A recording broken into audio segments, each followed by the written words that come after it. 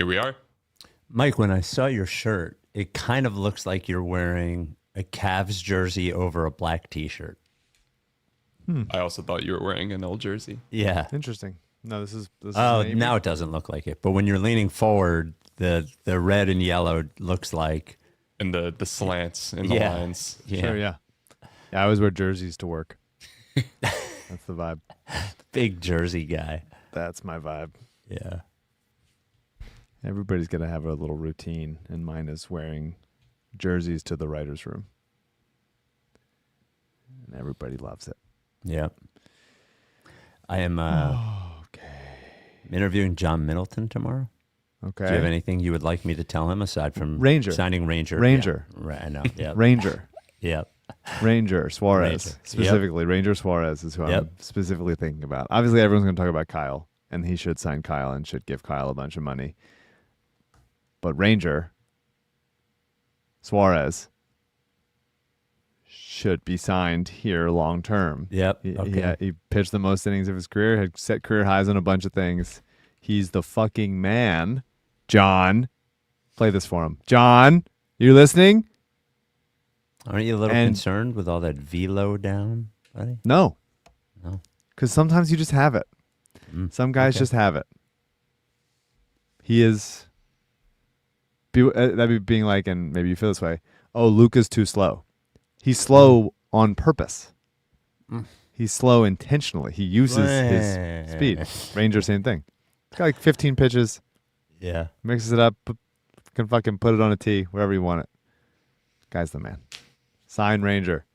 All right. Because we're going to be doing this. You're going to be like, hey, can we trust fucking Walker Buehler every fifth day next season as Rangers dominating and whatever the fuck? Not going to be on the fucking team. Well, when somebody gets right? when somebody gets hurt, I don't. You can't assume. I think Painter's going to be very good, but you can't assume he hasn't done it yet. Okay. He had a bad season. He did. And it's fine. I'm not like so concerned, but Well, Cy Young. Cy Young. People are like, well, he just had surgery. He had surgery fucking 2 years ago. Like, Yeah, but the year after is always the bad one. All right. So it's We'll good see. that he's back, and he'll bounce back, and I'm not worried about it. But you don't let Ranger walk. You don't have a guy like Ranger Suarez in your fucking clubhouse, and you let him walk. That would be insane. Now let's talk about the fucking Sixers. All right. On the show today, you know what's back? Philadelphia 76er basketball in the United Arab Emirates, right where the NBA was born. Plus, Quentin Grimes signs the qualifying offer.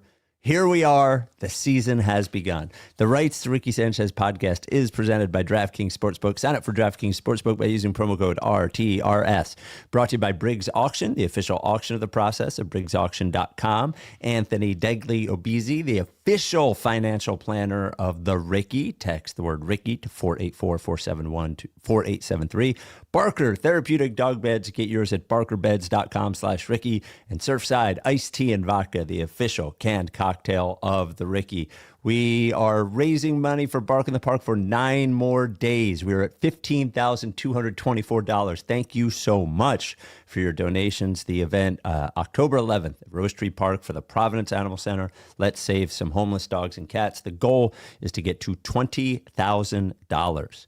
If you want to join the team, you can do it at the link in the profile, or you can just donate and help us get there. Thank you to our sponsors, Mortgage CS, LL Pavorsky Jewelers, Scheib Vintage Sports, Surfside, and, of course, our friends at Barker. Fly the Process is happening again this year. Can you believe it? Think all the way back to the first Bust the Process to Brooklyn, and now we're flying all over the fucking place. New Orleans, the big Queasy, February 20th to 23rd, Friday to Monday, we go to New Orleans with fans of Philly. Your package, of course, as always, first class, I can't say first class again because that was confusing last time, is always great with fans of Philly. Your flight, your game tickets, your airport transfers, your hotel, pregame party, t-shirt, all that. and you just need to put $150 down for your deposit to reserve your spot. If you already live there in New Orleans and you just want a game and party package, or you are flying from somewhere else, send an email to joe@fansofphilly.com. Otherwise, you can reserve it at rightstoRickySanchez.com/fly. Phil's playoffs start on Saturday, which means at Citizens Bank Park, the Surfsides will be flowing. Got an email from Ricky listener Jack, who sent us, there's apparently on the Strip in Las Vegas a giant Surfside can out there. He was very proud. I love when people send us pictures of Surfside in other cities. It is amazing. And Surfside's amazing. Only 2 grams of sugar. Whichever flavor you want, only 2 grams of sugar. And only 100 calories. And no carbonation because iced tea should not have bubbles. Get it wherever you get your canned cocktails or go to drinksurfside.com. You got to be 21. Please enjoy it responsibly. Without any further ado, Amos and the chef.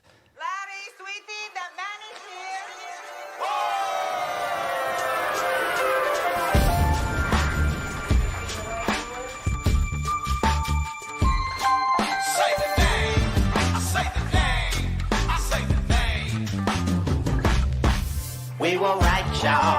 We were right. Even when it went wrong, we were right. We was right, y'all. We were right. So say the name. Say the name. We were right, y'all. We were right.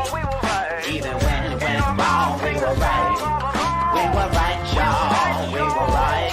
So say the name. Say the name. Say the name.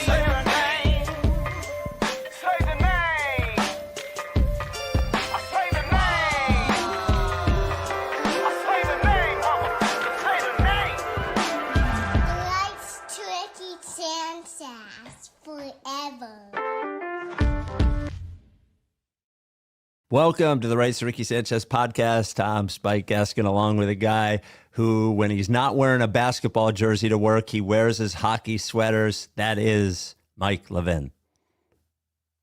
You there, buddy? Oh, of course. No audio. No audio. Season's back. Oh, there it is. Season. We're here. Season. They played some ball today. We Yes. should probably start with the Quentin Grimes thing, though.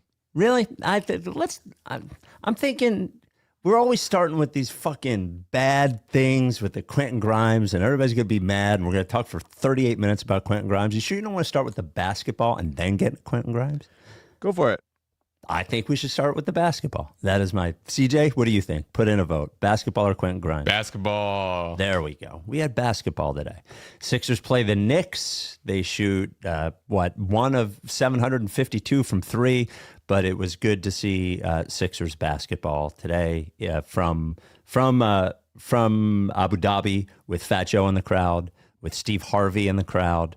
It was just a cornucopia of celebrities and former NBA players. It was nice to watch Tyrese Maxey play. It looked like, maybe it's just my eyes, I sort of remember him getting really jacked last year.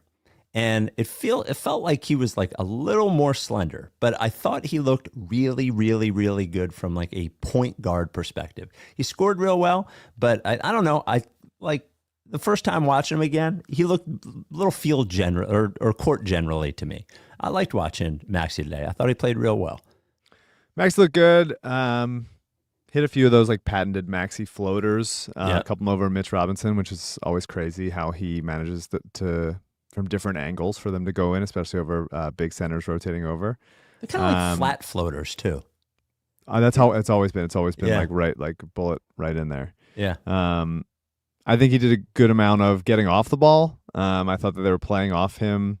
Obviously, no McCain, no Paul George in this one, so it was sort of like VJ Edgecombe and occasionally like Hunter Salas.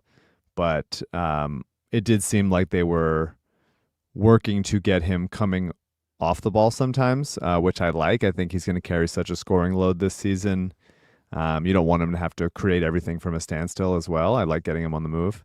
My favorite play, Mikal was overplaying his 3 off the catch, anticipating that the ball was going to get swung to him, and he felt that, and then he cut down the lane. Got a nice bounce pass from Dominic Barlow. And then the Knicks bigs rotated over, and Maxey immediately put it up for Bona in the dunker yes. spot for the alley-oop. I thought it was a really nice feel for the game moment, letting the game come to him, reacting off the defense. And then another lob that Drummond put up for a layup. I thought it was a nice game. It's good to see him play basketball. It's good to see him look good. He had a really rough start to the season last year. So if he looks good and feels good this season, that will be a nice, just normal way to begin. Yeah. Well, and if his comments in the media day are any indication, and the fact that he was organizing little groups with some of the other players this summer, it almost seems like regardless of what happens with Embiid and Paul George, Maxey is taking the responsibility to make sure that the Sixers are not a shit show on his shoulders. And I think that is important. And he's sort of like, as frustrated as he grew, and I think everyone grew last year, but there's a little, victim's the wrong word, but instead of, I like the idea of him setting what things are going to happen rather than things happening to him. And it can't be any worse than last year. Well, I don't want to say that out loud, but you know what I'm saying? Like, even if everything were to go as poorly as it went from a Embiid and Paul George health perspective, I have a better feeling about what Maxey will do as the leader of the team this year. So. No, the issue last year, again, was you had to bake in on some level PG or Joel being unavailable, not as quite as much as they were, but the fact that they looked as bad as they did without them at any time was a knock against Tyrese, and I think he's taking that seriously. I think he's going to make sure they look at least more competent without them, because they're going to be playing a lot of games without them probably. I thought Edgecombe looked good. It's like rookie stuff. It's young stuff. But I was impressed with a lot of stuff. A lot of nice passes. Felt like he saw the floor really well, and it looks like he plays pretty slow. And not slow in a bad way. Like, he doesn't feel rushed. You know what I'm saying? He didn't feel overwhelmed by the speed of the game. Yeah, I mean, he just looks good. The ball, he makes quick decisions. The ball gets out of his hands, right? He had a hit-ahead pass to Oubre off a rebound for a transition opportunity. Yeah. Alley-oop to Bona was nice. That was similar to it was almost exactly the same exact play to the Maxey play I talked about. Deuce McBride gambles on a pick six.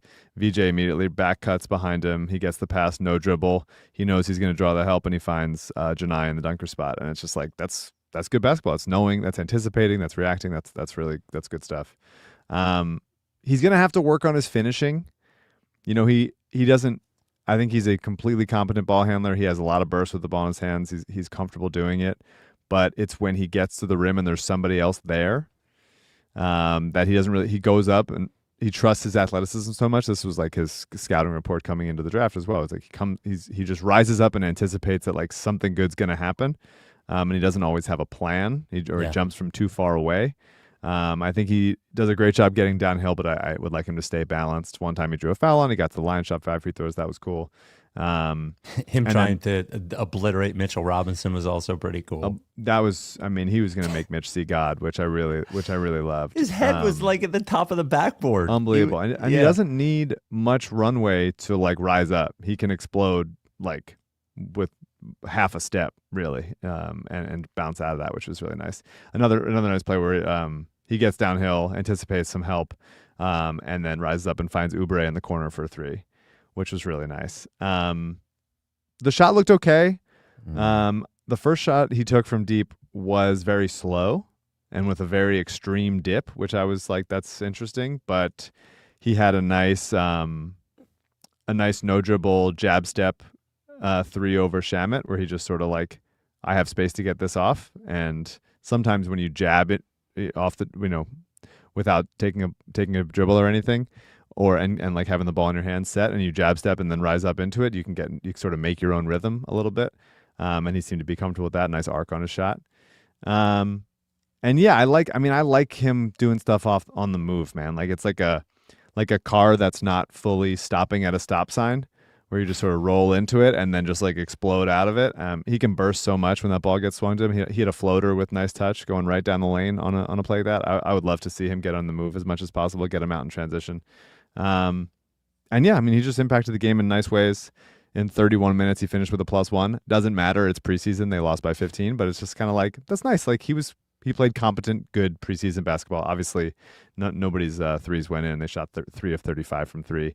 I do think these Emirati rims are a little tight. I'd like to have some regulations checked in there, see what they're up to. Oh, you gonna go over there and check it? I might go over there, take a look at it, Yeah. do some like untightening, like get a little screwdriver. Yeah.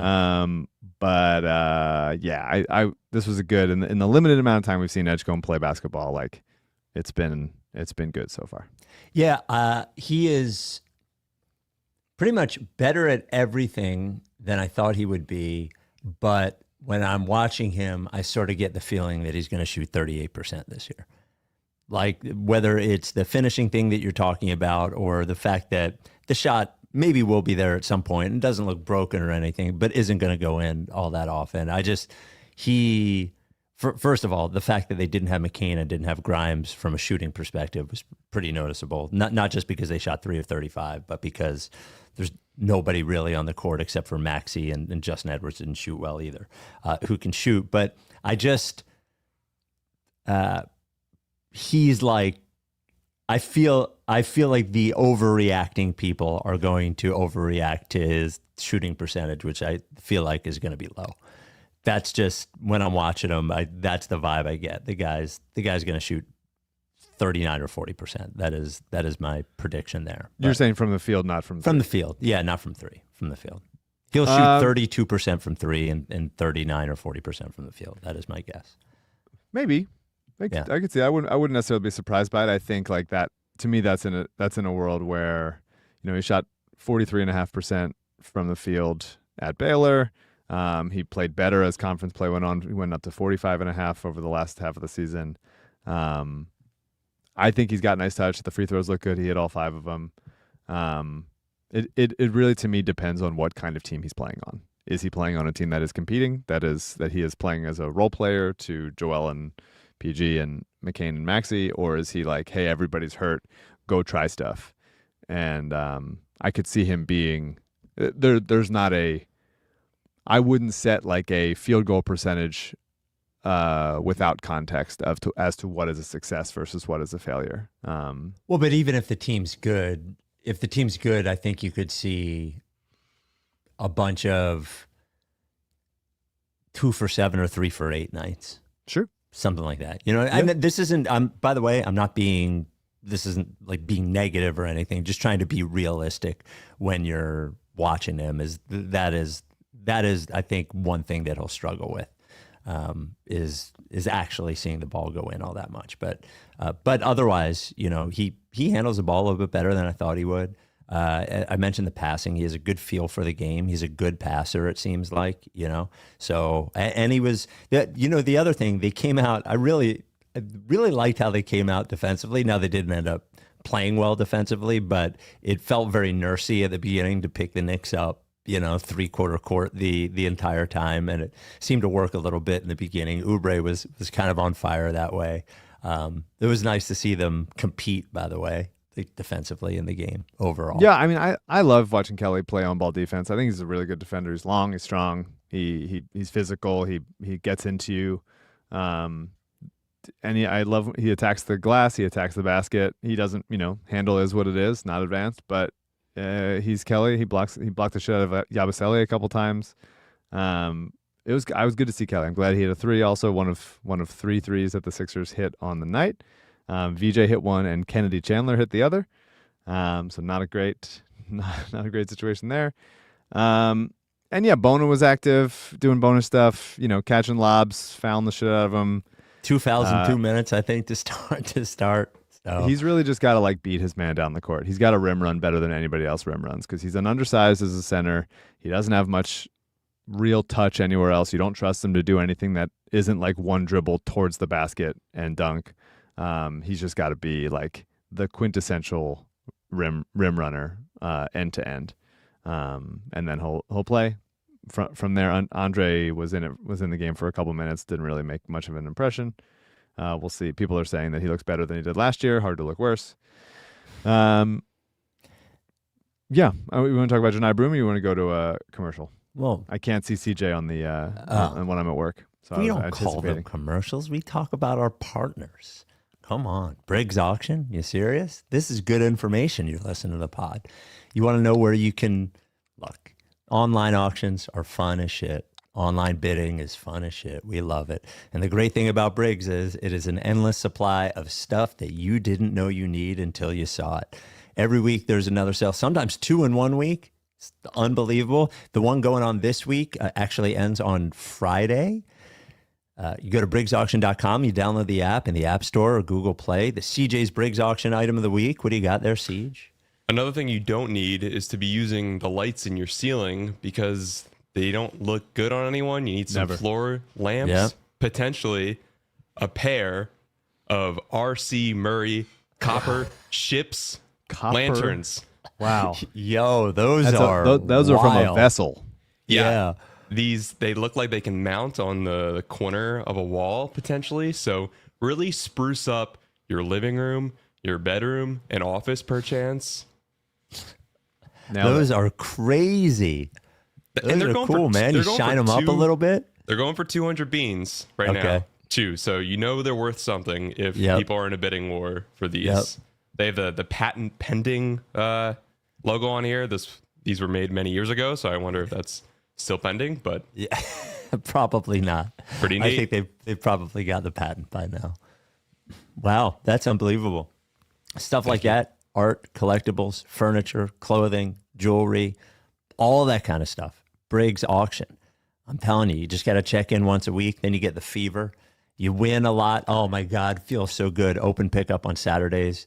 You can pick it up during the week by appointment. They can work with you on a shipper. And if you have stuff to get rid of, man, you can't go to anybody else but Briggs Auction. info@briggsauction.com is where you send the email. Go get some shit you didn't know you need until you saw it. Briggs Auction, the official auction of the Rights to Ricky Sanchez podcast. Man, Janai Broom just kind of there. That was my, you want to talk about Janai Broom. That was he was just kind of there. Yeah, I mean, he's just, he played 15 minutes, finishes with 5 and 4, 2 of 7 from the field. The athleticism deficit is just like incredibly evident. It is just like really, really obvious. He was completely automatic around the rim in college because he could just wedge his way anywhere with physicality. He got close. He had a nice touch off the glass, could do whatever he wanted physically against smaller, younger guys. But Josh Hart's in there, not a huge guy, but strong, good core strength, and he misses a layup pretty wildly. He had a savvy cut behind the defense on a Newberry drive, but then blows the layup because he anticipated somebody coming over, a little bit of a seeing ghosts situation. He moves smartly on both ends. Like, he had a smart weak side help on a Jordan Clarkson spin move that he got a block on. He got a junk basket, just crashing the glass on a drive. Somebody drove and the big had to rotate over. But he was 0 for 3 from 3, and I think he missed all of them very, very badly. I remember one air ball and one off the backboard. I can't remember what the third one was, but yeah, it's you would expect that for a guy that played this much college basketball, if he was going to be good or like above average or useful, he would be looking better now. I thought he would have had a better summer league. You would expect that he would start to do something. It is a kind of a struggle to see how he as an NBA player hangs as an NBA player, in a real team. Yeah. Well, and then you Dominic Barlow's kind of interesting. Barlow looked good. I thought he moves his feet real well on defense. I thought. Yeah, finishes with 10 points, 10 rebounds. Offense, he has a pretty good feel. I guess he's a 4. I guess, but he's an interesting player. Nurse, after the first practice, Nurse was talking about him, but I kind of see it, man. I kind of see it.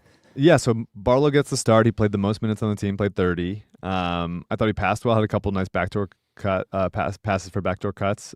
He looks long. Had a really nice putback off a hard crash off the glass. He crashed the glass a couple times. Finishes with 10 rebounds. He had a DHO with Maxey where he rolled off of it, and Maxey found him rolling for a dunk, which I thought was nice. Again, doesn't fully matter that much, but he finishes with a +9 in 30 minutes in a game where they lost by 15. Grain of salt and everything, but he looks like he is, especially on a two-way contract. The two-ways all look like capable of contributing, and Barlow, it's really just going to come down to like can he hit threes? Like it's just sort of it's a very basic way to look at basketball and how helpful someone can be, but at the end of the day, like you're not going to have your ball in your hands unless you're rolling to the rim to finish or the ball is getting swung to you for three, and like you gotta make the defense cover you. So if I'm him, I'm taking 1 million threes a day to try to be able to play in useful basketball. I like seeing Jabari Smith out there, or Jabari Walker. Yeah, he's a load, man. Total Strong load, dude. strong as Yeah. shit. Rebounds the hell out of the ball. Has really strong hands. He's just a professional ball player. I think he's going to get some time here and there this year, just as like being, I can play. I know where to be. But again, another guy that needs to be able to hit threes. He did hit him on some level on limited attempts in the past, but that's really just ultimately the skill that you need to have if you're not going to be like otherworldly at other stuff. Justin Edwards, 0 for 8. Dude, Not great.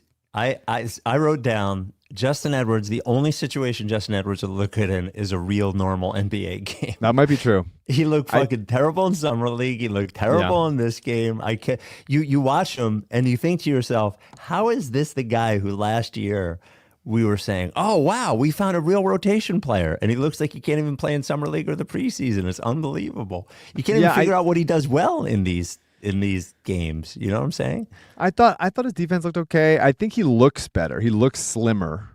Last year it felt like he was carrying some baby fat with him. He seems like much more like put together this season. So I'm interested to see if he does play well, or if it was like last year, hey, you got a ton of time to work through your shit. You looked normal on a team with like 3.5 NBA players. Maybe with more NBA players, you won't look like you can hang. We'll see, but they gave him a nice team friendly contract. So hopefully he just starts hitting shots and bounces back and everything. When are we going to talk about Kennedy Chandler? I like Kennedy Chandler. He is fucking awesome, man. He's been on. Do you remember him from the Sixers in the past? He was on the summer league. I don't remember him at all. He's a Tennessee guy. The year before or after Jaden Springer was there. Okay. Fun point guard. I don't think Yeah. he's too small. I think he's not an NBA player, sadly.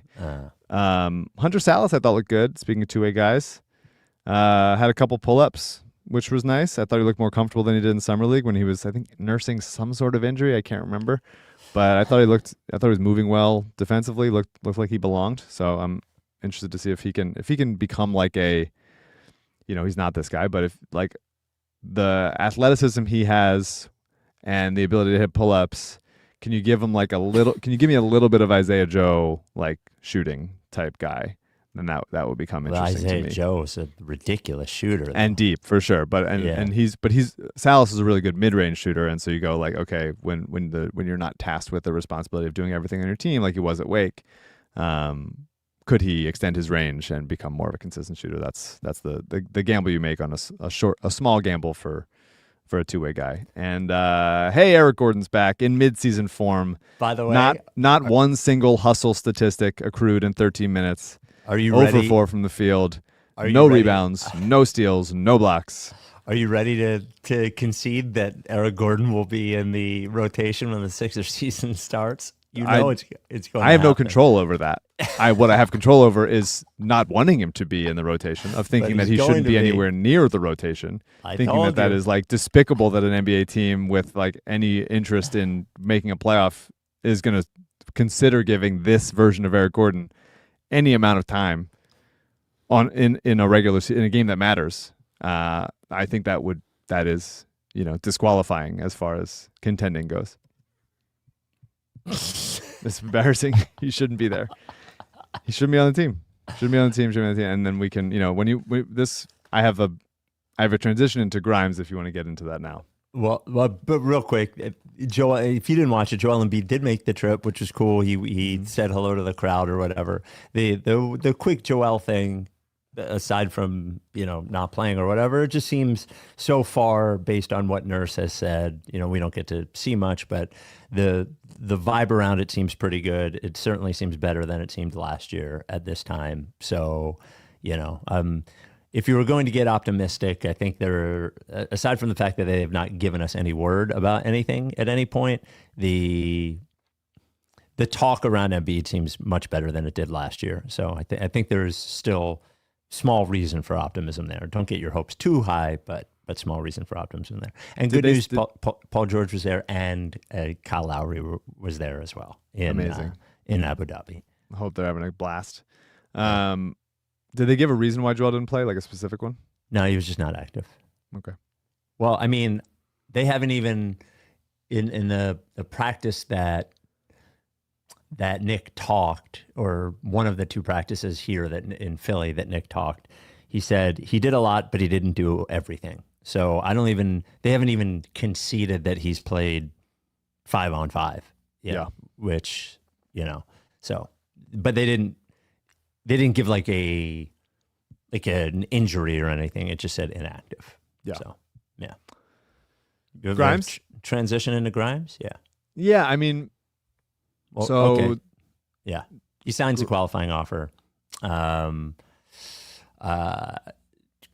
Sham says, my voice, not Sham, so we can say it. After Grimes' side indicated it desired a contract in the $30 million range early in free agency, and then a deal around $20 to $25 million, the two sides never found traction on a new agreement. Apparently, Grimes' side offered a one-year balloon payment of $17 million, and then to waive the no trade, and then offered a 2-year contract at $17 million a year, with the second year being a player option, which that does not really benefit the Sixers at all. No. So he ends up being the last guy that signs, but he signs on October 1st. So yeah, so Grimes was a restricted free agent. Yep. Couldn't agree to any sort of long-term deal, the two of them. The Sixers reportedly offered $100,000 to let him waive his no trade clause. Yeah.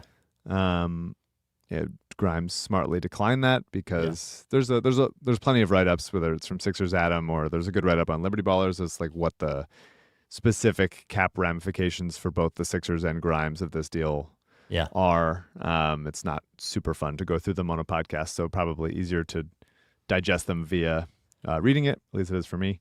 Well, I would say this. I can do it in 15 seconds. Just essentially, the Sixers have Grimes' bird rights, and whoever they trade him to will not. So, like, you really only this year if he waives his no trade clause. Yes, if he waives his no trade clause. So whoever trades for him can only pay him basically 15% more than he's making. So a trade doesn't really benefit the team that's trading for him if they want to keep him. Yeah. Beyond this year. So so it would have to be by much more. The contract would have to be a lot more. And I guess what that would do is increase his trade value to a certain extent. But my guess is the Sixers just don't think they're going to trade him, to be honest with you, or don't think there will be that much of a market. He'll be more valuable here than if they trade him. That would be my guess. Yeah, I don't know. It's always been an interesting proposition, this dynamic. There's a lot of things you can blame. You can blame Grimes and his team for having a wildly overinflated sense of how much he deserves to be paid.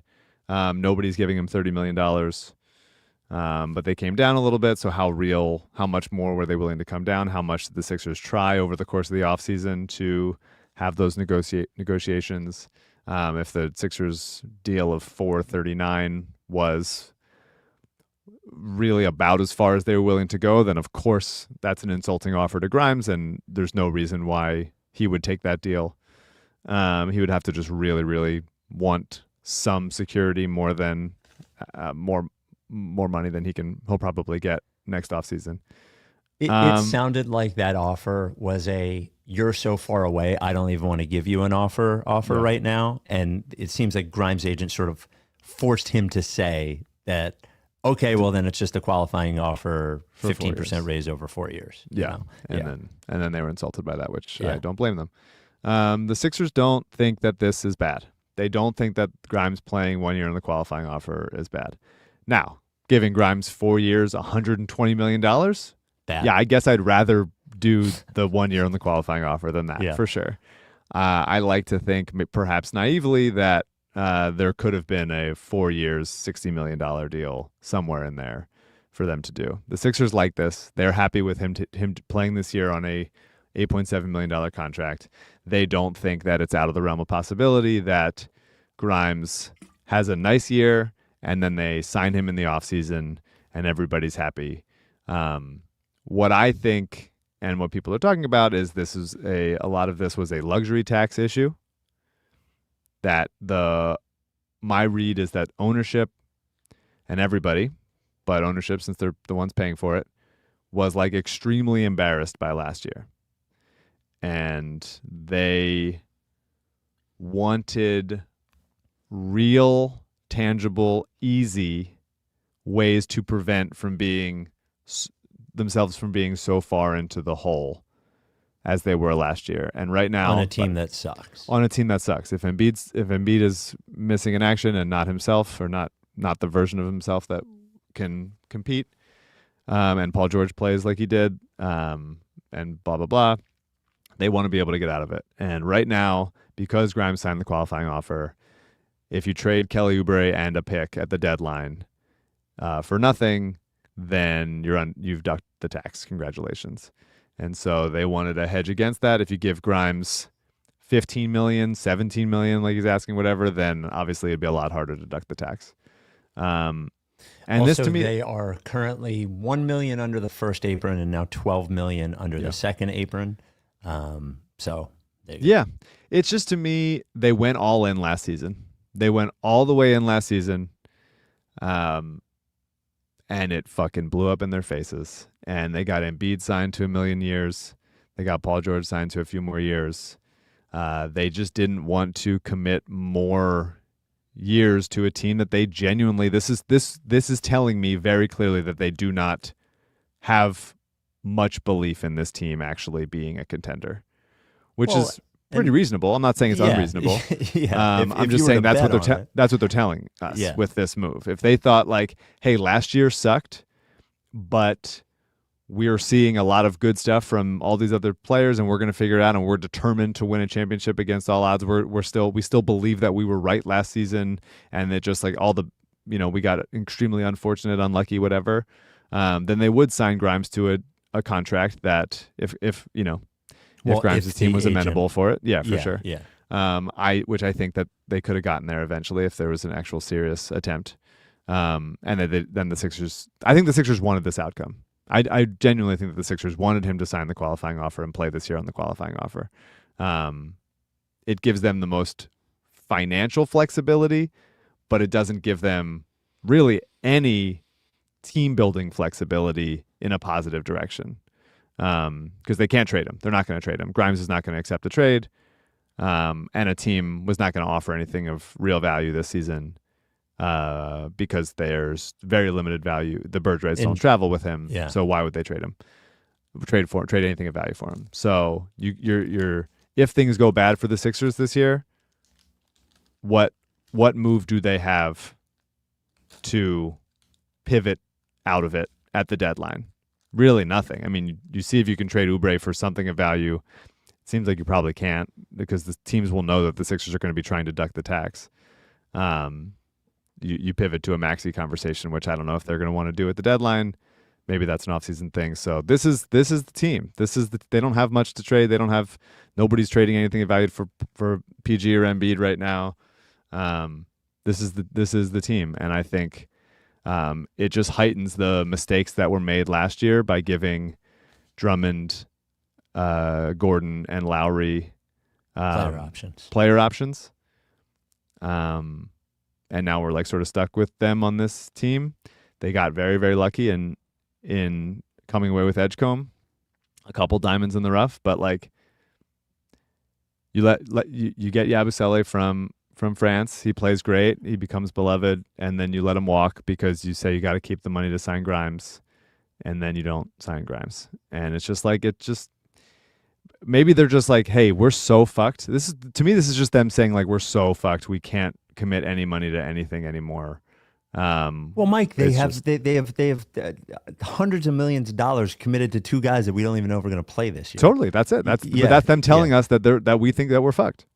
Well, That's how I Well, but read into we this are. move. We are. Like, here's the reality for everybody. Chances are this isn't going to work.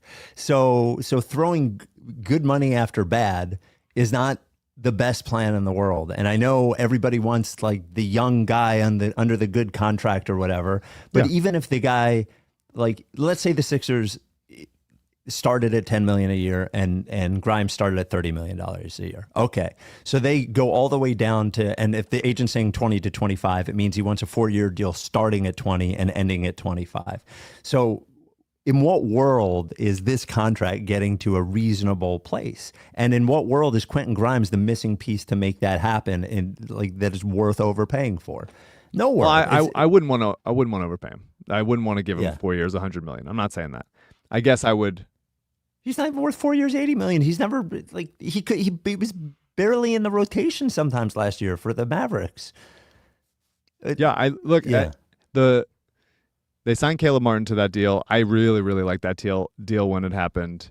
Caleb comes in and like his shoulder's fucked up. His shot looks really, really weird, and he's never healthy. They managed to convince Dallas, who was doing some weird shit last year, to trade a second-round pick and Grimes for him. That was just such a nice win in a season that had so few wins. And I believe if Grimes and his people are like dead set on doing a contract that starts with him getting 20-some million a year, then there's nothing you can do. And so I give the Sixers some grace there, I guess. But because they were not willing to give him somewhat of a balloon payment of 1 year this year, so that they stayed more flexible in trading off him if things go bad, it really, to me, is like the luxury tax and the ease with which the luxury tax can be ducked is the ultimate reason for this, like coming from ownership, I believe. Because if you just last sentence, because if you wanted to trade, if you wanted to say like, okay, what's the best thing for team building? What's the best thing for us staying flexible and being able to pivot out of stuff? It would be giving Grimes maybe not 17 million or something, but like 12 or 13. Yeah, so that but you in can what probably world try are to they trade accepting 12 or 13? Who accepting 12 or 13? The Grimes. I think he would. I think there's a number that he would come closer to accepting. So he would come down from 30 to 25 to 20 to 15 to 12? Well, for one, I'm saying for 1 year. I'm saying a balloon payment for 1 year. So it's like Grimes, basically paying Grimes a couple million, however much it ends up being, to waive his no trade clause. And then he gets to be an unrestricted free agent this year, so next in the offseason. So then the Sixers could have a contract that is more tradable to see how this year goes, and then trade out of it if they wanted to, but it didn't happen. I think it's because they just want to duck the tax in a couple months if it goes bad. Well, you know who would be a good person to talk to about managing all these taxes and money and all those things? That is the official financial planner of the Ricky. That is Anthony Degli Obizzi.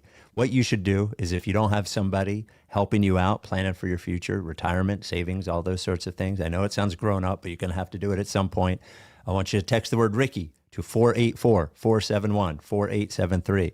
That is, text the word Ricky to 484-471-4873. You can set up a little meeting with Anthony, Zoom, phone call, whatever, find out what he's all about. He, just so you know, I'm speaking from a place of experience. He does that for me and my wife. And it's good because he can worry about it, and that way I don't have to. There are a lot of these guys that aren't as easy to talk to as Anthony is. He's based at Monastra Financial Group in Delco. Anthony's easy to talk to. He can explain all of these very, very difficult things to somebody like me who doesn't understand them all that well. And it's all sort of financial planning, retirement, life insurance, all those sorts of things. He can settle it for you, check in with him as often as you want, every week, every month, every quarter, like I do, and just make sure that you are set for your future so you don't have to worry about it anymore. And the one thing you don't have to worry about, which is the reason I put it off for so long, is that I didn't want to have to take everything I was making and put it away, right? I want to be able to live my life, but he wants that for you too. So whether you're conservative in how much you want to save or whether you're aggressive in how much you want, all that stuff, he is the guy for you. Once again, If you want to set up a chat, which I suggest that you do if you haven't done it, 484-471-4873. Text the word Ricky. That is Anthony Degli Obizzi, the official financial planner of the Rights Ricky Sanchez podcast. Here is the good news, by the way. He is on the team this year. And I know we've painted the Grimes. I know we've painted this like a potential and not unrealistic scenario in which he is frustrated because he's not getting shots and he's going to be an unrestricted free agent, all those sorts of things.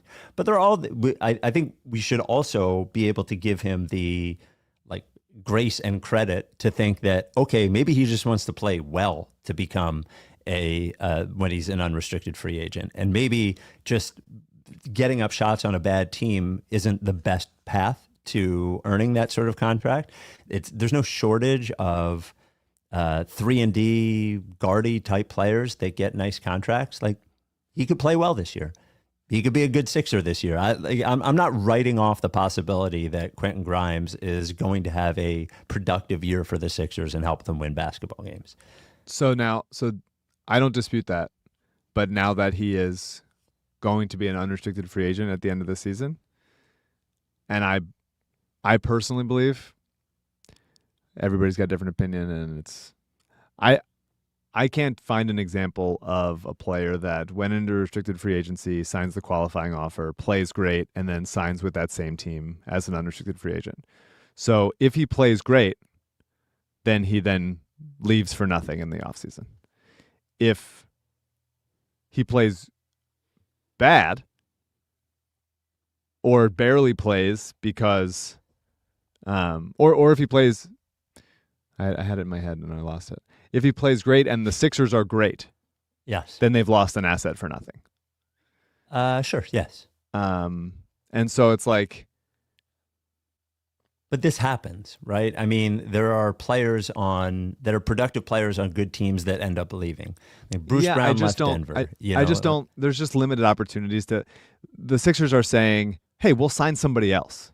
He'll play great this year, hopefully for a team that matters, that makes the playoffs and does whatever, and then we'll have some cap space to sign other people." Maybe. It's hard to assume that that's going to happen, that it's going to work out. To me, Grimes is like the perfect kind of player around guys like Maxey McCain, and if they're there, Embiid and George. I think I think it's a really nice fit, and I think obviously the weirdness that could happen this season because he's playing like with some resentment towards his employers. He won't be the first NBA player playing with resentment toward his employers, but no. Best to me, there's no best case scenario anymore, I guess, because they can't trade him for something else. If he plays really well, he walks. If he plays really shitty, then he plays really shitty. So there's just nothing. There's nothing like to root for out of this, because if I'm Grimes or his agent, I'm like, no way am I fucking signing. I'm even less likely to sign with the Sixers now. A year from now, when McCain's a year older and closer to his prime, Edgecombe is a year older, like he's so clearly fourth in the rotation. So if he cares about getting legitimate minutes and opportunities, which it seems like he does, he's much more likely for that to happen on a different team. So now there's like almost no possible good outcome aside from this one. I know you said, rightfully so, it's probably not going to happen. It happening this year is like the only chance that Grimes is useful, and that's now the only like positive scenario is like the Sixers make the run this year. Well, but also if I'm not trying to dismiss the value of Quentin Grimes, but on the list of things that have to happen for the Sixers to be a contender this year and next year and the year after, Quentin Grimes being a productive player is not super high on the list. No, I'm not. Like I'm not saying that he's like the key, right? Yeah. I'm not saying that he's the total answer. But I think that a lot of times people, sometimes myself included, but definitely Daryl, think about things like too binary, where it's like, is Grimes going to make us a championship team or not? And you look at a team like Indiana and a team like Oklahoma City, and you go, look, how many impactful players did those teams get from guys that were like uncertain in so many other places, whether they're cast off in different places or like, Aaron Nesmith gets drafted in the first round by Boston and then like let go. I don't think they picked up his 4th year option, if I recall correctly. And then he signs with Indiana, and then he's like he's finishing games in the fucking NBA finals. He takes it to 7 games. And I think like maybe there's no chance of the Sixers having the run this season and Embiid being healthy at the right time and PG dialing back the clock and all that stuff. But like everything leads to something else, right? And so if you had and then again, it might not have been, they might not have had a chance to sign Grimes to a 4-year, $60 million-ish contract that I'm imagining they could have come to in my head. Like, we don't know, who knows. But had they done that, or had they done like even a 3-year something, whatever, something in that range, then you can go, I think that you remain flexible enough to trade that contract if things go bad or if things go good for something that's a better fit, whether that's like, I don't know, an athletic 4 that you think could pop. Say Ron Holland is buried on Detroit and he's not getting an opportunity to play. And you think like, hey, we can package Grimes and Drummond or something for Ron Holland or whatever version of it. And then because Detroit's making a run this year and they want, I'm just making up theoreticals, whatever. You can fill in the players and scenarios with whatever you want. But I just think like they've limited upside to what can happen this year and beyond because they don't think that Grimes, yes or no, is going to be the difference between winning a championship or not. He's not going to be the difference, but like there's ways that he could have helped or that his contract could have helped get you to the next contending Sixers team. The reality here, and I don't dispute your tax thing, but like that is perfectly reasonable and could be very, very close to reality. But I think the true reality here is that you had the Sixers on that side, and then you had an agent. This is his only real client. Like, I went and looked at his client list, who was clearly trying to like looking overpromised or looking for a bigger payday than was realistic. I think it also speaks to restricted free agency in general, by the way, as we've talked about before, unless the team is really, really in on the player, like the Bulls were on Giddey, they really, really, really wanted him there. And it seems if the Sixers are starting off at 10 and they're starting off at 30, my guess is that there's no realistic way to get to the 14-15 world that we're talking about. That might be true. And by the way, that isn't absolving the Sixers from their original stance of not wanting to go into the tax, but it's also dealing with the reality of you could have sat at a table with this guy for the 3 straight months and not come up with the solution that you wanted. And sure. I agree with you as well. It is not optimal. But I also like, he's here. He will be helpful this year, and we'll see where it is. I mean, this is the end of this part of the chapter. I'm sure we'll rehash it at some point, but he'll be on the Sixers. I think he'll play pretty well. My guess is he'll probably start, and it'll be what it is, Yeah, it's just a place where now the only way that Grimes is a positive outcome for the Sixers is if this is the year that Joel and Paul George are healthy and doing it. Yes. Most likely, yes. So that now is tied. That now is tied to. But that. by the way, for this to actually matter, then they need to do it again after this year. Then we would have to have another season of Joel Embiid and Paul George being good for Quentin Grimes to help them again. Or not. I mean, there's a version where, they play well this year. They are the 4 seed. Joel happens to be healthy in the playoffs. And then, Maxey gets injured. And then you're like, oh, fuck. Like, what are the worst time? It's a terrible time for that. How could it? Whatever the fuck. And then you go like, okay, well, they're close.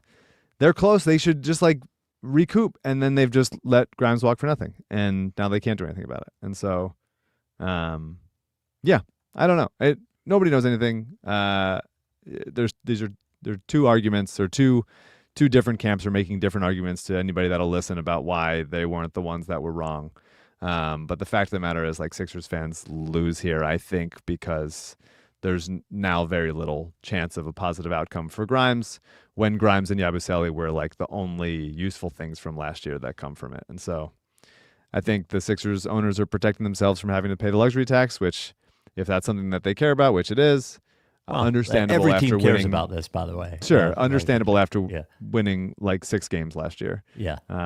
So hopefully they play well this season, and then they regret not coming to some deal that allows it to be. Yes, I would like this to end up being a regret. It would mean that this season went better than for sure than many are predicting. Yeah. The Rights to Ricky Sanchez podcast is brought to you by Barker Therapeutic Dog Beds. You are a dog owner. You have a responsibility to keep your dog happy and healthy. Only you can do this. Your dog can't. Your dog can't shop on the internet for dog beds. Can't shop for food. Can't do any of those things. It's all on you. Make sure your dog is sleeping on the bed that will keep that dog healthier. That is a Barker Therapeutic Dog Bed. Go to barkerbeds.com/Ricky. barkerbeds.com/Ricky. Not only will you get this fantastic bed that keeps your dog happier and healthier, but you will get Process Pup patches, you will get stickers, you will get, when you send us a picture with your dog on the bed, put them on our Instagram, official Process Pup. How does the bed keep your dog healthier? Well, it is a supportive bed engineered by experts, a real mattress that supports your dog's joints. Dogs get older, just like people. Their joints get creakier. Arthritis creeps in. Just like you, sleeping on a real supportive mattress keeps you feeling better the next day. Think about your dog that sleeps 17 hours a day, right? Have them sleep on a Barker. And the bonus is they know dog beds don't always look nice, but Barker dog beds look great. They come in every different sort of color, every different configuration. If you're a small dog all the way up to a big dog, you will feel great having that bed in your house. And not only will you feel great because it looks great, you will feel great because you're doing the right thing for your dog. Do not be a bad dog owner. All this stuff about keeping your dog healthier, proven in a study by Penn Vet. They showed improvement in joint function, reduction in pain severity, all those sorts of things. Again, barkerbeds.com/Ricky. You must go there. There's a 10-year warranty. The foam won't flatten, or they replaced it for free. It is handmade in the USA. Barker Dog Beds. Wow. We did have a good say the name moment with 2 friends of the Ricky, in that Mount Joy, friend of the Ricky, ended their tour with 2 dates at the Mann Center. On the first date, also friend of the Ricky, Amos Lee, went up there, sang a song. No name sang. However, here is what happened on the second night. This is something that you'd want to watch. This is a video. You can sort of hear it as well. But here is Amos on stage at the Mann.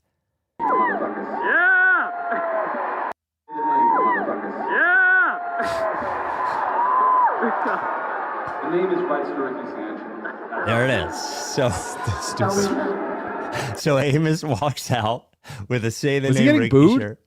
No, I don't think so. That would have been funny. He opens up the shirt. He says, "Say the name, motherfuckers," and then just stares down that and goes, "The name is Rights to Ricky Sanchez." That's huge. That's huge for us. So good. So good. A great name saying. And by the way, thanks to 11 Amos, people in the crowd losing their fucking minds.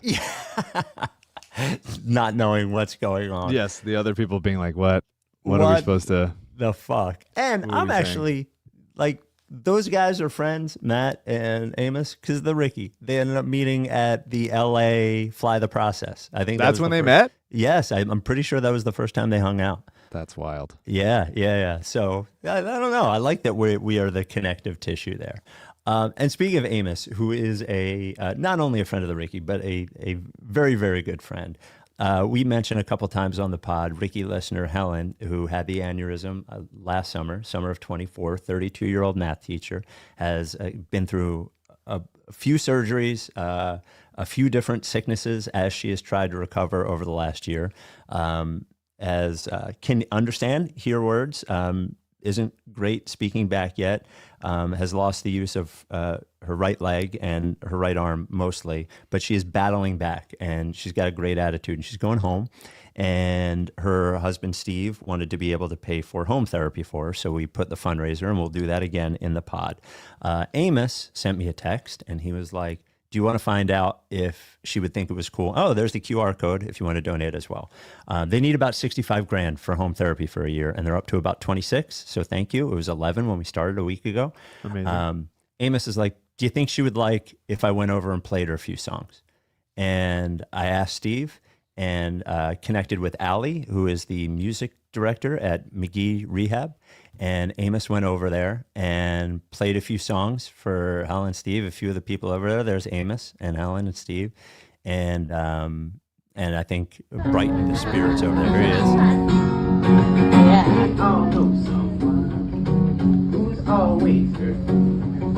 Really good shit from Amos.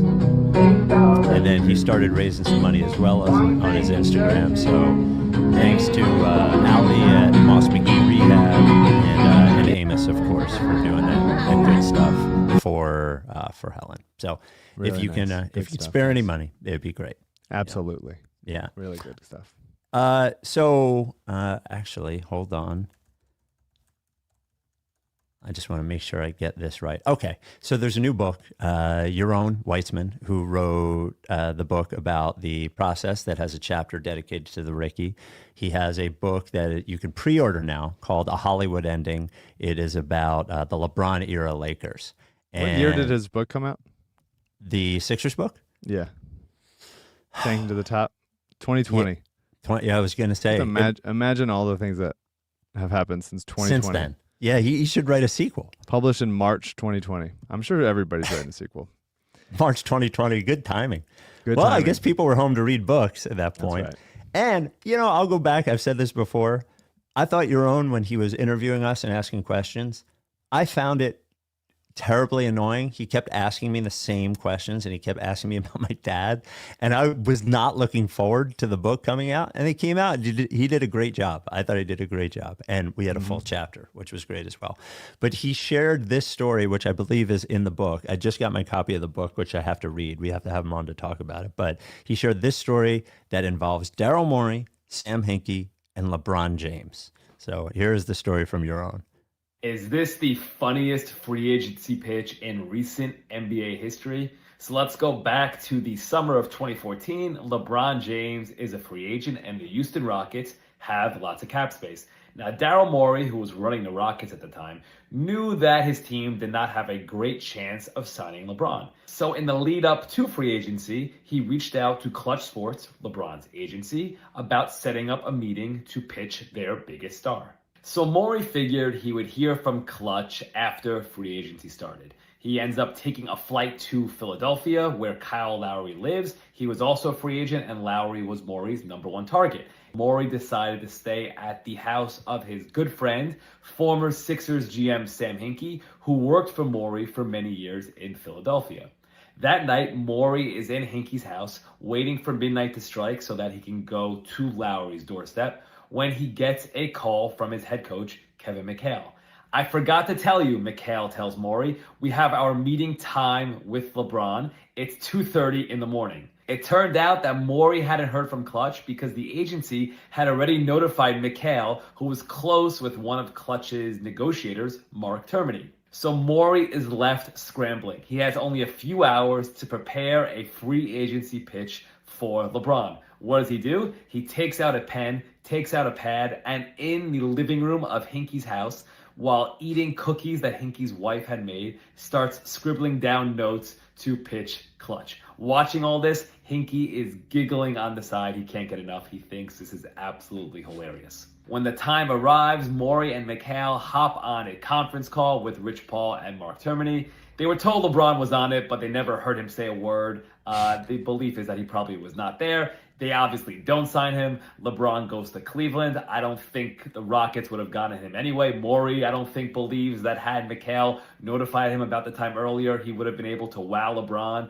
and convince him to change his mind and not return home. But that doesn't make the story any less funny. For more anecdotes and tales like these, check out my book, A Hollywood Ending, available for pre-order now. So that was Maury got his one chance to pitch LeBron, and it involved 2 hours of preparation at Sam Hinkie's house in the middle of the night while eating cookies. And LeBron was just like the Sixers when we pitched LeBron. LeBron wasn't even there. Yeah, he definitely was not there. Doing it on conference calls. There's no way that was happening. Just that to me is a story of like bad communication. Yes. And well, like, how does Kevin McHale not tell Maury? I forgot to tell you. Yeah. Like, or that's on purpose, and he's like making a play to be like, I'm actually the important one here. Oh, right. Very bizarre. But yeah, that shit drives me crazy when it's like, you didn't. Okay, so you told him, but not us. Like, does anyone know how to reply all on an email? Like, it's just this shit is so important, and it's in the hands of like Kevin McHale's old ass who probably doesn't know how to do anything, and you're just like, I told him.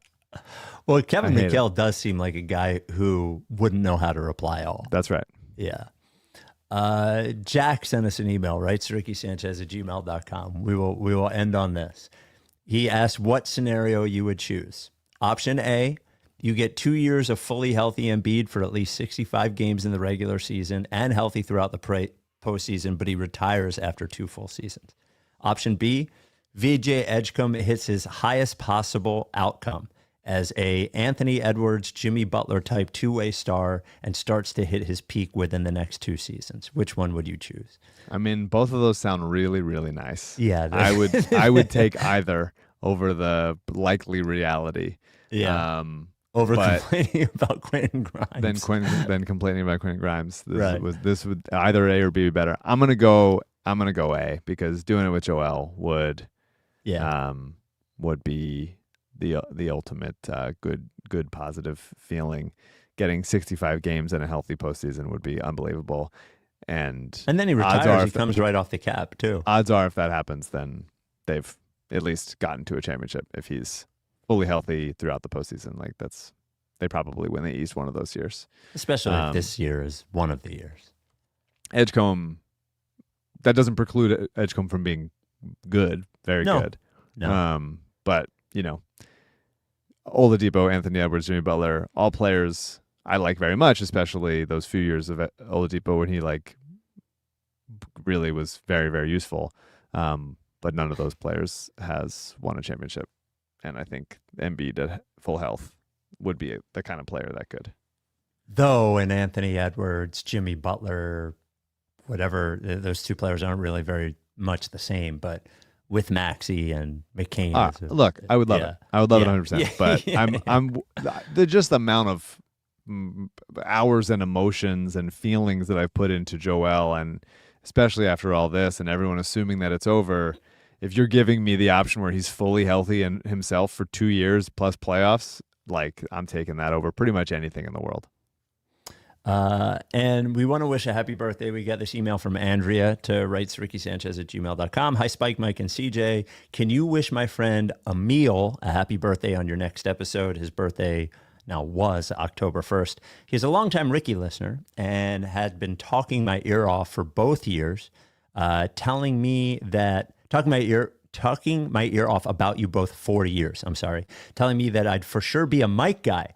I finally caved in 2023, needing an outlet for my anger, sadness, frustration, embarrassment, and the total no-show against Boston in Game 7. I haven't missed a single episode since. Anyway, Emil is one of the most generous, thoughtful people I know. We've been friends for more than half our lives, and I want him to have the best birthday. Let it be known that I am one of the many female Ricky listeners, and please send me the Venmo Cash App for me to send the $100. $100. Thank you, Andrea, and thank you, Emil. Happy birthday, my friend. Happy birthday, Emil. We are both going to go to dinner separately on your $100. That's right. Yes. That's right. Yeah. $50 to me. Yep, and $50 to me.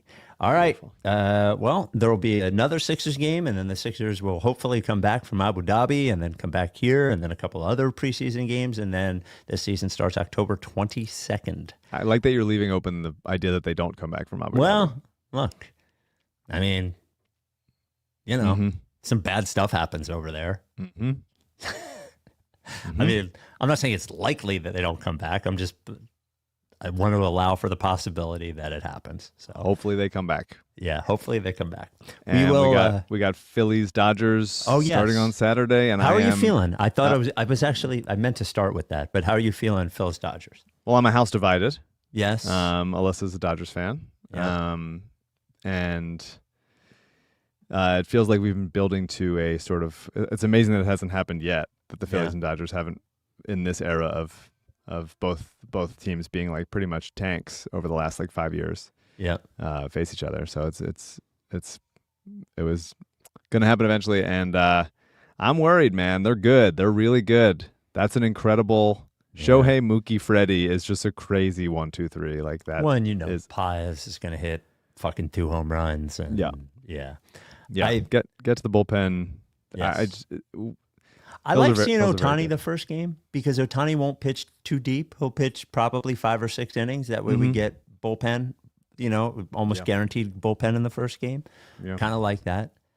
You know? Yeah, I don't know. I don't have like a prediction. I just really, I'm nervous, and I feel like they're nervous, and both teams Yes. are like the other team is really good. Yes. I just would love to.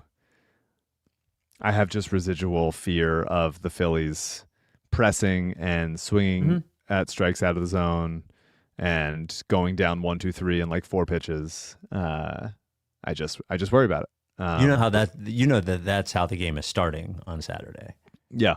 Yeah, but we will be no hit into the 5th. It'll be a tight stadium. Yeah. Dude, I felt I'm watching these Dodgers Reds games and I'm thinking, oh fuck, man.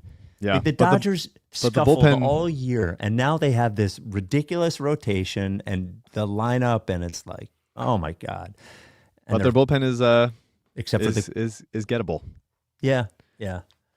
I love some of those 0809 Phil's Dodgers memories. The Matt Stairs home run is maybe my favorite sports highlight of all time. Jimmy, both off John Broxton. Jimmy double in the gap, scoring. I think it was Chooch. There's some wonderful memories, and I would love to make some more at the Dodgers' expense. What are these games going to be like when you're both watching them? Are you okay with each other? Are you mean to each other? What happens? She's gonna be mean. She'll be Okay. mean. She seems like a mean sports fan. She will be mean for sure. It's good that it's not Sixers Lakers because I would not be able to watch Sixers Lakers with her. I like to think I will be able to watch Phil's Dodgers with her. Okay. But yeah, she's more mean than I am, and I'm more like high strung than she is. So we'll see how a combination goes. Well, the good we'll thing probably is playoff baseball isn't that stressful. So yes, I it's think a you nice guys will be relaxing, fine. nice relaxing time. Yeah. But no, I think Saturday we'll watch together, and then I think we probably won't be able to watch during the week at all together because of work. Because the games are obviously on quite early here. But game 1 and game 5 asterisk would be pretty intense. Would be pretty intense. So I would Go love to Phils. win. I would love to win. I would love for the Phillies to win. And God, it's a bummer that Wheeler's not there. I think that's like not getting talked about enough. Like how much better we'd feel if it was like if Zach was on the mound for game 1 or 2. But Yeah, there is a kind of a fun win it for him though. I kind of it's a fun story. Well, it's not fun that he had a fucking blood clot, but you know what I mean. yeah, All right. let's do it, man. Let's just fucking beat Go the Phils. Dodgers. Let's do it, man. Like, come Let's on, beat the Dodgers. Oh man, let's this go. They need city's it. They gonna deserve be it. fucking on fire if they I beat the know. Dodgers. Oh my know. god. Chris Sanchez starting game 1 at home. I love it, man. Good. Love it. What a success story that is. Luzardo was shoving last night at the inter-squad game. Struck out 9 in the first 3 innings, but it's crazy. I've always believed in Luzardo, but not always been a Luzardo go. And everybody who listens to this knows how big of a Ranger Suarez guy I am. Yes. Well, Jack's excited. theory is game 3, they're going to piggyback Ranger onto Bohm. That's what Jack believes they're going to do. That they're going to, not Bohm, Nola. I'm sorry. Okay. Both guys I don't Dodgers trust. wouldn't have expected Alec Bohm pitching. Alec I think Bohm they to would. start. Yeah, I meant there's Nola. no. He thinks they'll have Nola go through 4 or 5 and then have, because they only need 3 starters, right? So Yeah. if you're going to have Nola on the playoff roster, you know, so that's what Depends he thinks if they're going to do. Depends if they need to use Ranger in game 1. I could see them not getting cute and just being like, Ranger has been good enough that we're just going to go to him. But if they want to change a pace righty, I could see them going Nola for a little bit, maybe like one time through the lineup or something. All right, we will. We'll talk to you next time. Go Phils. Are you down Go with TTP? Phils. Yes. You. No. Lick face.